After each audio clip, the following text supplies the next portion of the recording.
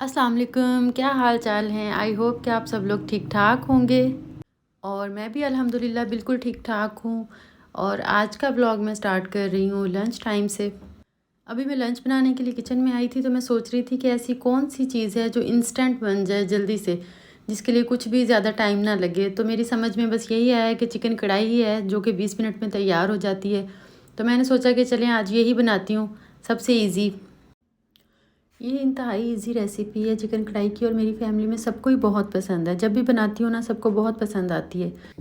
मैं वो वाली बंदी हूँ कि जिसे शादी से पहले बिल्कुल कुकिंग नहीं आती थी, इवन कि मुझे अंडा फ्राई करना भी नहीं आता था। और जब मेरी शादी हुई तो मेरी अम्मी को ये फ़िक्र थी कि पता नहीं ये कैसे खाना बनाएगी, इसको तो कुछ नहीं बनाना आता। लेकिन मैंने, बेशक मुझे बनाना नहीं आता था, लेकिन मैं ना अम्मी को हमेशा देखती थी खाना बनाते हुए, तो वो मेरे माइंड में था कि किस तरह से बनाती हैं। तो बस जब मैंने कुकिंग स्टार्ट की शादी के बाद, तो अल्हम्दुलिल्लाह मुझे याद है कि मैंने पहली दफ़ा ही जो बनाया था सालन आलू गोश्त बनाया था और वो इत्तेफाक से बहुत अच्छा बना था। मुझे खुद भी आइडिया नहीं था कि ये इतना अच्छा बनेगा। मेरे ससुराल में सबको ही बहुत पसंद आया था। और फिर उसके बाद तो कुकिंग कर कर के मैं अल्हम्दुलिल्लाह समझे कुक बन गई।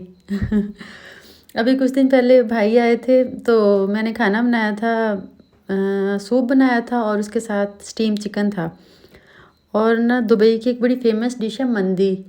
शायद आप लोगों में से किसी ने कभी खाई हो। तो वो उसमें बॉयल्ड राइस होते हैं और उसके ऊपर ना स्टीम चिकन वो रख के देते हैं। तो मैंने उस टाइप की वो डिश थी बनाई। तो भाई बिल्कुल यकीन नहीं कर रहे थे कि ये मैंने खुद बनाई है घर पे। वो समझ रहे थे बाहर से मंगवाई है। तो अब तो जब भी कोई गेस्ट आते हैं ना या भाई या कोई भी फैमिली में से आता है ना, तो मैं जिन बर्तनों में खाना बनाती हूँ ना वो बर्तन वॉश नहीं करती, प्रूफ के लिए कि ये मैंने घर पे बनाया है, बाहर से नहीं मंगवाया। तो ये तो था उन तमाम लड़कियों के लिए जिन्हें खाना बनाना नहीं आता। आपने बिल्कुल परेशान नहीं होना, घबराना नहीं है। आहिस्ता आहिस्ता आ जाएगा। जब आप बनाना शुरू करेंगे ना तो शुरू में मुश्किल होगी, फिर तो आप बिल्कुल प्रोफेशनल कुक बन जाएंगे। और मेरी उन अम्मियों से भी गुजारिश है जो मेरी अम्मी की तरह ये कहती हैं अपनी बेटियों से कि ससुराल जाके की करोगे, तुसी तानू तो खाना ही नहीं पकाना आंदा। सब कुछ हो जाता है, बिल्कुल सब कुछ पकाना आ जाता है, लेकिन थोड़ी सी मुश्किल होती है। इसलिए मेरा ख्याल है कि शादी से पहले ना थोड़ी बहुत कुकिंग आनी चाहिए, ताकि जाते ही अगर कुछ पकाना ना आए ना तो बड़ी एम्बेरसमेंट फ़ील होती है। तो इतनी कुकिंग आनी चाहिए कि सालन रोटी तो एटलीस्ट बंदा बना सके ना, बाकी सब कुछ बाद में सीखा जा सकता है। देखिए मैंने देखा है कि आजकल ना लड़कियों को बाकी सब कुछ बनाना आता है। चाइनीज़ बना लेंगी, नूडल्स और मैक्रोनी टाइप इस तरह की सारी चीज़ें, लेकिन सालन रोटी नहीं बनानी आती। और यहाँ हमारी कढ़ाई बिल्कुल तैयार हो चुकी है, जिसको हमने धनिया के साथ अच्छी तरह से खूबसूरत सा बना दिया है उसको गार्निश करके। और यहाँ पे मैं धनिया को मार मार के कढ़ाई के अंदर डालने की कोशिश कर रही हूँ, क्योंकि दूसरे हाथ में मोबाइल पकड़ा हुआ था। और ये मेरी बेटी ने इंस्टेंट बिरयानी की फरमाइश कर दी थी, तो फिर उसके लिए मैंने जल्दी से बिरयानी बनाई थी। ये इतनी स्पाइसी नहीं थी क्योंकि वो ज़्यादा मिर्चों वाला सालन और राइस वगैरह नहीं खाती, तो इसलिए मैंने लाइट सी बिरयानी बनाई थी उसके लिए, कम स्पाइसेस के साथ। और ये मैं अब मल्टीविटामिन लेने लगी थी, तो मैंने सोचा कि मैं आपके साथ भी शेयर करती हूँ कि मेरा पिछले दिनों ना काफ़ी ज़्यादा हेयर फॉल हो रहा था। तो जब भी मौसम चेंज होता है ना, अगर गर्मी से सर्दी आ रही होती है या सर्दी से गर्मी आ रही होती है, तो मेरा हेयर फॉल स्टार्ट हो जाता है। तो मैंने सोचा था कि मैं बायोटिन लेती हूँ। मैंने सुना था कि बायोटिन लेने से ना हेयर फॉल कंट्रोल हो जाता है काफ़ी। तो ये वाली जो न्यूट्री फैक्टर की टैबलेट्स हैं, इनकी मैंने काफ़ी ज़्यादा वीडियोस भी देखी थी और इनके बारे में सुना भी था, तो मैंने सोचा कि चलें ट्राई करते हैं इनको। इसलिए मैं एक ये इसकी जेंसेल वाली लेके आई थी और दूसरी बायोटिन प्लस टैबलेट्स लेके आई थी, और मुझे इनको यूज़ करते हुए तकरीबन अब 1 मंथ होने वाला है। पहले 15 टू 20 डेज़ तक तो मुझे कोई भी फ़र्क नहीं नज़र आया।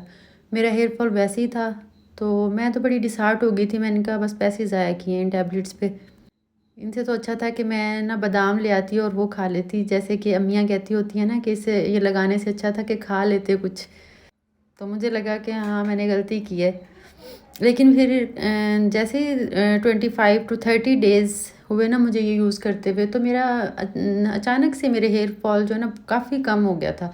मैं एक दिन ब्रश कर रही थी, नॉर्मली मेरे जब हेयर ब्रश के बाद काफ़ी ज़्यादा बाल जो है ना वो टूटते थे, लेकिन मैंने नोटिस किया कि मेरे कम बाल टूटे थे। उसके बाद मैंने ऑयलिंग करवाई एक दिन, तो ऑयलिंग के बाद तो मेरे बालों की ऐसे तबाही फिर जाती थी, क्योंकि मेरी जो हेल्पर है ना वो बहुत तेज़ हाथों से मालिश करती है बालों की, तो उसके बाद मेरे बहुत बाल टूटते हैं। लेकिन इस बार मैंने नोटिस किया कि मेरे बिल्कुल भी बाल नहीं टूटे, सिर्फ़ 2 या 3 बाल ऐसे ना मेरे हाथ में आए। तो फिर मुझे रियलाइज़ हुआ कि नहीं, ये आहिस्ता-आहिस्ता जो है ना इसका इफ़ेक्ट हो रहा है। मेबी जो है ना 2 मंथ्स तक यूज़ करने से हो, क्योंकि इस बॉटल के अंदर भी 2 मंथ्स की टैबलेट्स हैं। तो हो सकता है कि 2 मंथ तक यूज़ करने के बाद बिल्कुल मेरा हेयर फॉल कंट्रोल हो जाए। तो आज तो मैं इसके रिज़ल्ट देख के सरप्राइज़ रह गई थी। मुझे फ़ील हुआ कि वाक़ई में हेयर फॉल कंट्रोल हो रहा है। तो मैंने सोचा कि मैं आपके साथ भी शेयर करती हूँ। ज़रूरी नहीं है कि आप इसी ब्रांड के लें, मैं कोई प्रमोशन नहीं कर रही, लेकिन आप किसी भी ब्रांड का ले सकती हैं बायोटिन। लेकिन ये है कि बायोटिन वाक़ई में जो है ना वो हेयर फॉल को कंट्रोल करता है। और ये तो आजकल मोस्टली मैंने देखा है कि हर लड़की का इशू है कि हेयर फॉल हो रहा है, बाल गिर रहे हैं और आगे से जो है ना बहुत ही स्किन नज़र आनी शुरू हो जाती है, बिल्कुल गंजा-गंजा लगने लग जाता है ना, बाल कम हो जाते हैं आगे से। तो मैंने देखा है कि मेरे जो है ना वो छोटे-छोटे बेबी हेयर्स भी काफ़ी निकले हैं। और ये मेरी अम्मी ने बना के भेजा था गाजर का हलवा, जो कि मैं दूध के साथ खा रही थी, बहुत मज़े का बना हुआ है। माएँ तो फिर माएँ होती हैं, अम्मी को पता है कि गाजर का हलवा मेरा फ़ेवरेट है, तो वो जब भी बनाती हैं ना, जब तक मुझे भेज नहीं देती हैं, उनको सुकून नहीं आता।